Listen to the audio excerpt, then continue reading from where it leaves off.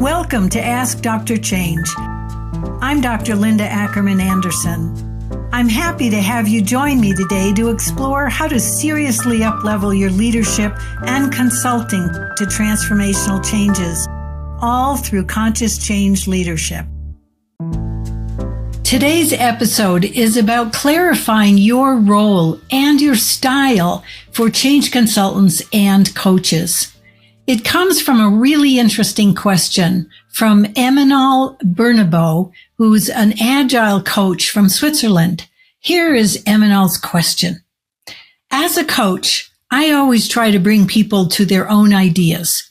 I mean that I do not tell them what to do, and rather make them think so that they take their own conclusions.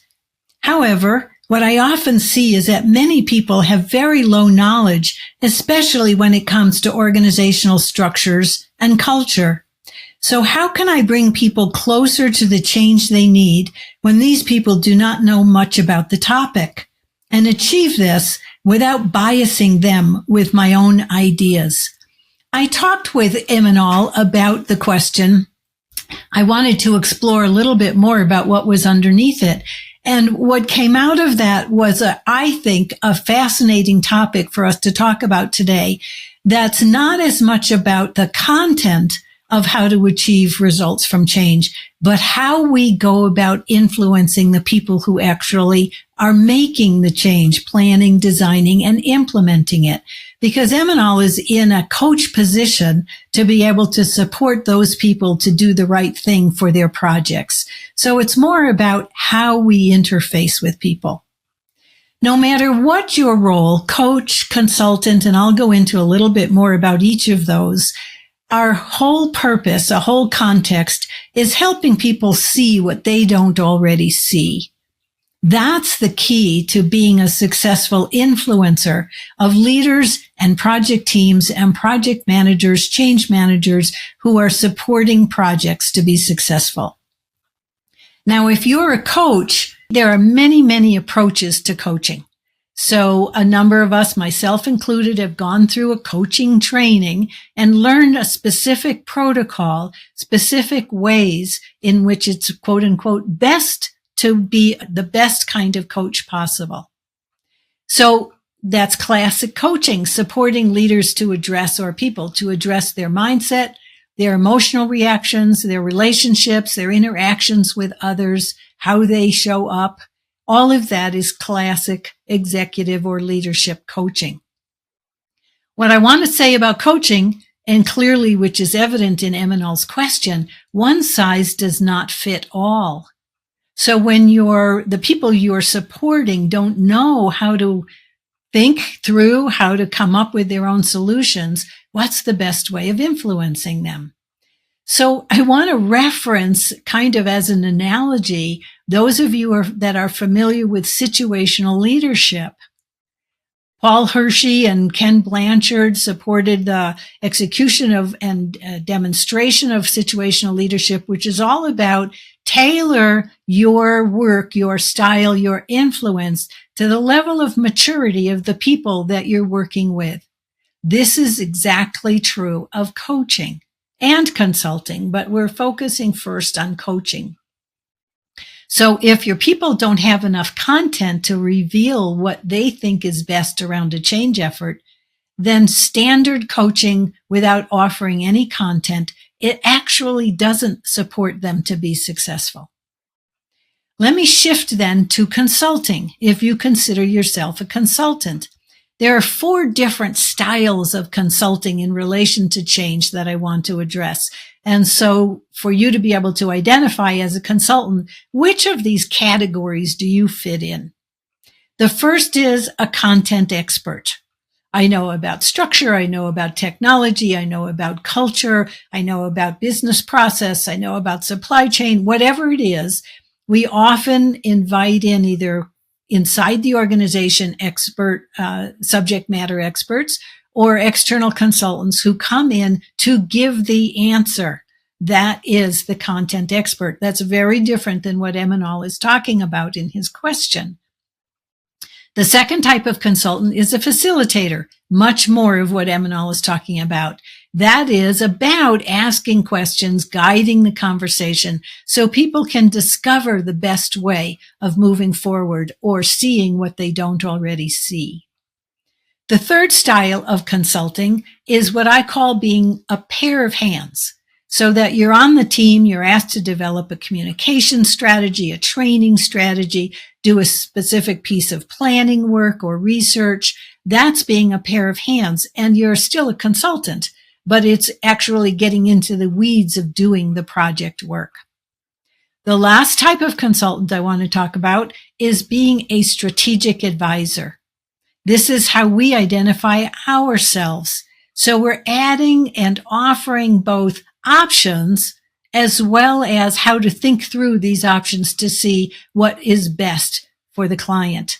And we're doing this in partnership with the client. We're not giving the answer, but we're offering options worth exploring that might fit what they need. People often ask me, how do you define yourself? I'm a strategic change advisor, and I frequently call myself a strategic change coach. Now that's interesting. I'm crossing both lines.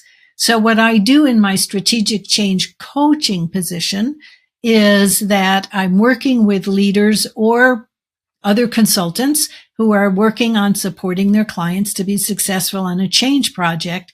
And I am talking with them about where they are, what issues they're up against, what they may need to be doing, laying out options and exploring with them what they think the best possible approach would be. And so I am coaching and I'm consulting, and I'm not giving them the answer. I'm facilitating them to come up with it. It's more aligned to being a strategic advisor, especially for senior executives. Now, what's important about whether or not you're a coach or a consultant is that change typically calls for consulting. So we're there to really support people to figure out not so much the answer that we have to give them, but asking questions to support them to figure out what they need to do differently. So I want to offer a very important approach, a very important strategy that we use that I want to share with you today to help you become more of a strategic advisor and more of a facilitative change strategy coach. We call this approach questions that educate. And what it is asking questions, first observing the reality of what's going on in a project, asking questions, getting a briefing if necessary, and then understanding that reality, being able to work with the leaders, the sponsors, the project managers, or the project teams in such a way that we're posing questions that lead them to understand the dynamics that they're dealing with that they might currently not see at all. And so the questions themselves have a lot of information in them and provide options that then need to be explored. And so one of the important aspects of questions that educate is to set the context so that there's an openness for listening to the question itself. And I want to share a variety of topics that you may be asking questions that educate about. So perhaps it's about the people involved in the change, your stakeholders, how to engage them, communications. Perhaps it's about pacing, timing, speed, timetable. Maybe it's about governance and decision-making, change leadership roles, who's in what role, what are they asked to do, who has authority to make what decision, or if decisions aren't being made at all, how to deal with that. Perhaps it's about the contrast between solution design, getting the right design, and being able to implement it in a way the organization can actually succeed. Maybe it's about capacity, which is one of the most active issues that we have about what gets in the way of good change. So maybe people don't have the time. Maybe people aren't showing up. Maybe people don't have the ability to deliver in their change role. Perhaps you can ask questions about the degree of commitment and alignment the leaders have or stakeholders have, or what's happening around stakeholder resistance. So many large-scale change efforts have many sub-projects, and oftentimes they compete. So one of the topics you may be thinking about is how to integrate, how to support and align and coordinate the many different initiatives that are happening within a portfolio. Maybe you're asking questions about the role of sponsor, the role of change leader, the role of the project team. Perhaps it's about the ability to course correct. You see something needs to be different, and there's no mechanism for how to make a shift in process or strategy or outcome. Maybe you'll be asking about the use of external consultants, especially since we see often that external consultants come in with their answer, their proof, and aren't necessarily in alignment with what the organization actually needs. And maybe it's about political challenges that are inhibiting the change effort going forward. I've given you a raft of topics potentially to ask questions about. You can add to this list. I want to read to you a couple of examples of the kinds of questions that educate. Again, I mentioned it's important to set the context for a leader to listen. So frequently leaders don't like to be surprised. They don't like to feel like they're not on top of the situation. And so how you set up questions that educate is really important to improve their openness and their willingness to engage. So, couple questions to give you some examples. In the stakeholder engagement topic, so this is me asking a leader, how would you respond if the solution the content consultants propose triggers negative reactions in the very stakeholders we need to adopt and sustain the changes for us to be successful? What's embedded in there is information about we have a solution. It may trigger negative reactions. Perhaps it already is. And those reactions aren't being dealt with. And so that question gives enough information to raise the issue of how do we deal with stakeholder engagement and resistance in a way that we can still get the solution, but we're working with our stakeholders, not against them. Another example having to do with speed. So setup. As you know, that's a setup. As you know, most people think schedule is king around here. How do we go about making sure we're planning enough time for the right solution to be designed and adopted?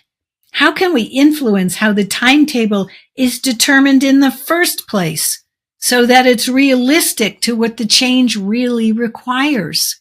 Again, there's a lot of information in there. We're describing true dynamics that the leader may be completely ignorant about, but it sets up the conversation that's going to be needed in order to figure out how to proceed. One more example about sub-initiative integration. There are so many change efforts happening independently in our organization. I fear they're going to compete for time and attention, let alone resources and capacity. Are you seeing the same thing? Do you see it any differently? What do you think of us designing a way for the project leaders to get together and coordinate their work in advance of execution? Maybe coordinate their sequence, their pace, to do work in parallel to optimize time and money. These are all possible benefits of them working together instead of against each other. Would you support greater project integration if we can figure out how to accomplish this? So, and then asking, or do you have other ideas?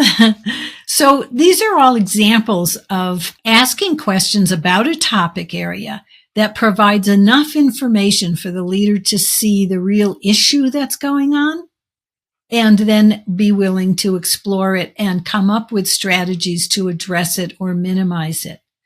What it requires of us then is to actively listen to what the change leaders are, how they're responding to our questions. and then perhaps deepen with more questions so that they can understand more of the options they have. I always go prepared with options for remedying the issues that are at hand. So this is a great one. In Eminal's question, what he's actually asking for is how to work with these people to give them enough information to know what to explore.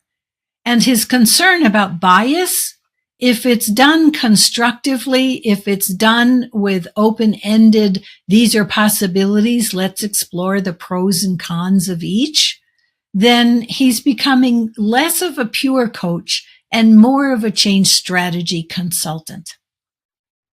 So then what's really needed here is following questions that educate, is then tailoring the work. And tailoring our interaction with our clients so that our conversation fits their reality. It's not one size fits all. It has to be tailored. Our intent, again, is to expand their seeing of what's needed, to shed light on the dynamics that are realistically happening, and hopefully enough in advance so that we can do something proactively about them. And we're always providing options to explore. That's what's essential here. So, clarifying your role: coach, consultant, what type of consultant, what style you're using. Really important to understand so you can see how best to interact with, to show up with, and to provide the greatest amount of service to the people that you are serving. Now, I want to share with you my pro tip, which is a reinforcement of asking questions that educate. It's just an incredibly powerful way of partnering, interacting with all levels of leadership, especially your sponsors and project leaders. So I would ask you, what topics are you seeing in the change efforts that you're consulting to? So what topic would you be shaping a question about? Make a list. Then how could you frame the context setter? You may already have thought about this, or as you know, or what we're seeing. And so context setters to open the positive, constructive space to entertain the content of the question, providing enough information so that they can see the drama, so to speak, that's taking place in the project's work. I want to encourage you again in doing this exercise to practice staying in the inquiry. If we're too quick to have the answer, we want to be the hero solving the problem, then we're inhibiting the facilitation of the client's ability to learn. If we're in a position of supporting our clients to learn from their experience, we need to support the transfer of our knowledge to them. This is a really important part of questions that educate and an important part of the style of consulting that we choose. If we're doing it for them, we want to be the hero. That's one thing. If we're doing it to support them to succeed beyond us, then that's another thing. And so my bias always is supporting the client to get smarter every interaction that we have. So know that we can provide guidance. We can provide clarity. We can provide options. And then we support the client to explore them fully. In terms of my personal reflection, I would ask you to think about this question of your role and your style. Are you a coach? Are you locked into a protocol that is fairly structured and rigid? Are you able to tailor to the client's needs to go outside of your own boundaries? Are you a consultant, and which type? Are you an expert? Are you a facilitator? Are you pairs of hands? Are you a strategic advisor? What style do you bring to your role? How clear are you about this? What choices are you making? I want to underscore you have choice here. It is often based upon your motivation. to be helpful, to be seen as the expert, to be the hero? These are all important questions to reflect on for yourself because it influences how you market yourself, your services, the impact that you have, your brand. So all of this is implications for self-reflection and being true to yourself and aligned with the work that you do that you want to do. Again, in Eminol's question, he was struggling with how to be of service without biasing. So my encouragement to any of you dealing with the similar kind of thing, be clear about your role and the options you have for shifting your role based upon the reality, based upon the maturity of the people that you are serving and supporting. I hope you'll take that reflection to heart. Thanks for your time today. I hope it was valuable for you. Many of the topics featured in this podcast come directly from the Change Leaders Roadmap methodology, our world-class project guidance system for achieving sustained benefits from any type of initiative you may be leading. People who have listened to the podcast, read the Change Leaders Roadmap book, or attended any of our trainings have told us that they're interested in becoming certified to use the wealth of information in the Change Leaders Roadmap online methodology.